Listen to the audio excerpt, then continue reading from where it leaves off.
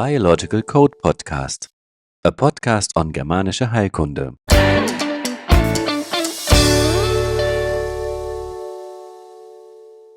Today we're talking about restless legs. For many years, Sabrina had suffered with restless, fidgety legs, or the so-called restless leg syndrome. Whenever she was resting in bed or on the sofa, her legs would begin to make the same involuntary movement over and over again. She noticed these movements were strongest when she was lying in bed with her husband Andreas. If he came even slightly too close to her neck, she would feel a wave of panic rising. In those moments, she'd simply say, "Stop!" and Andreas would immediately understand. He knew she was about to panic and so would move away from her neck. Sabrina had, of course, talked with Andreas about it. She had explained how these episodes always brought her back to a particular incident from many years ago. So what had happened? Over 25 years ago, something quite dramatic happened to Sabrina. Her daughter Julia, now 27, was just a baby then, still at the crawling age. It was summertime, one of those warm, beautiful days. The two of them were outside in the garden playing. They had set up a tent with a tunnel to play in. The tunnel was about 2 meters long, maybe half a meter wide. You'd crawl through it from one end to the other. As she was playing with her little daughter, Sabrina called out, "Come here! Look where I am!" Little Julia was delighted. She started crawling eagerly toward her mom. Sabrina imagined that Julia would crawl right up to her face, and she'd greet her joyfully there at the end of the tunnel. But Julia had other plans. Instead, she spotted her mom's feet at the other end of the tunnel and decided to enter from this end. Excitedly, she crawled faster and faster, eagerly climbed on Sabrina's back, until suddenly she couldn't move anymore. She was stuck, and she started crying because she couldn't move anymore. Sabrina tried to help her, but she couldn't. She couldn't go forward, she couldn't go backward, she was stuck too. The space was too tight to move. She didn't want to hurt her daughter, but just wanted to calm the little one down. A really tricky situation had developed. Sabrina felt completely helpless. She wanted to free them both quickly, to show Julia that everything was fine, but she couldn't. She began kicking her legs, trying to wriggle herself free, but nothing helped. All these years later, Sabrina still remembers that moment so vividly. And even now, she often tells the story again and again. Whenever friends come to visit, this funny little tale seems to come up once more. Ever since then, with certain tight embraces, such as a hug, Sabrina would feel panic rising, along with the memory of the situation. But somehow, as soon as she came to rest, her legs would also fidget in exactly the same way as they had back in the tunnel. When we look at this story through the lens of Germanische Heilkunde, we see we're dealing with a motor conflict affecting the muscles. The particular muscles involved depend on the conflict perception at the moment of the DHS. Some examples are not being able to move, not being able to escape, not being able to fight, losing face, not knowing what to do, and so on. And in Sabrina's case, not being able to move forward or backward. The muscles are controlled by two different germ layers.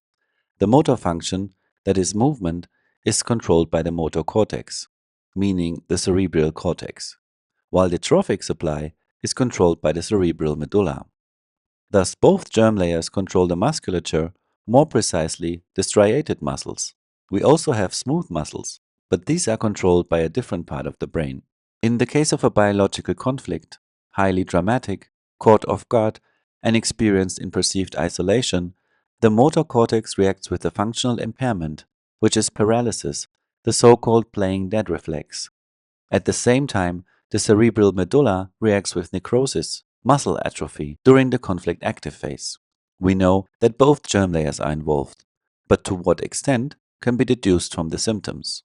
For Sabrina, the main component was the motor function. In this conflict situation, her musculature reacted with paralysis. We can well imagine her predicament, and yet she somehow finally managed to free herself and her little daughter from the tunnel. The specific conflict was resolved, but she couldn't quite shake off the terrible situation. How can we know the conflict was resolved? Quite simply, because her legs involuntarily became restless and fidgety when lying down, with exactly the same movements she used back in the children's tunnel. In the healing phase of a motor conflict, the corresponding muscles first begin to tremble, and in the epileptic crisis, the muscles cramp. Such an epileptic crisis can also manifest in various intensities, from a small muscle twitch all the way to a major epileptic seizure in the case of a generalized motor conflict. For Sabrina, there was a track alerting her to danger, which kept the program relapsing. For 25 years, whenever she lay down, she got on track, and so would experience restless legs. Whenever the body is reminded of the DHS with similar perceptions and situations, the body reacts with a warning system and repeats the program that was started at the DHS. Even the bed and her husband's tender approach on her neck became tracks for the panic she had felt back then in the tunnel. But as nothing dangerous was actually happening now, she immediately got off the track and went back into the healing phase with the corresponding restlessness and twitching in the legs, which are nothing other than very light muscle cramps. When you have recurring symptoms for a long time, you can presume there are tracks involved that start the program over and over again.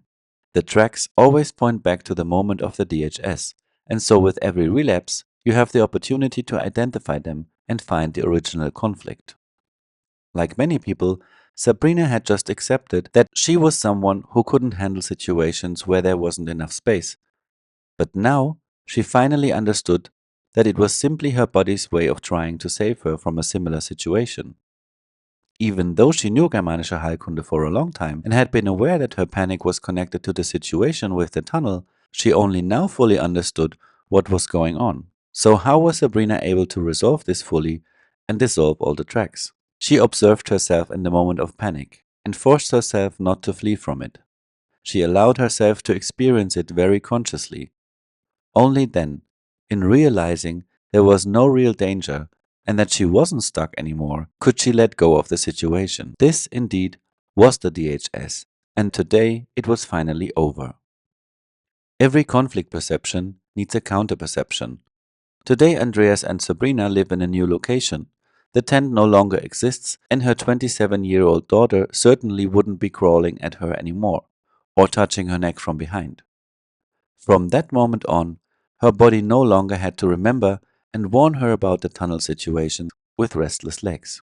But for many years, the repeated panic had taken off a life on its own. Sabrina eventually realized she wasn't just afraid of the situation, she was afraid of the panic itself.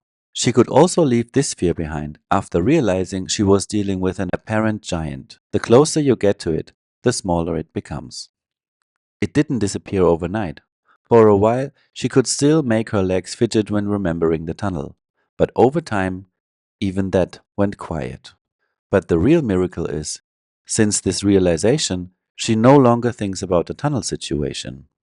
Everything has become completely calm, and the story no longer comes up on its own. Today, Andreas can get close to her, even touch her neck, without Sabrina panicking. How wonderful is that? Learn to think biologically. The knowledge of Germanische Heilkunde belongs in every household. If you want to learn more about how to apply the 5 biological laws into your everyday life, you can find more information on our association's website, urkraftleben.at, or join our program at thebiologyproject.org. If you enjoyed this episode, feel free to subscribe on YouTube, Spotify, Telegram, and Instagram. You can now find this podcast also on Apple Podcasts. Thank you for listening. Until next time.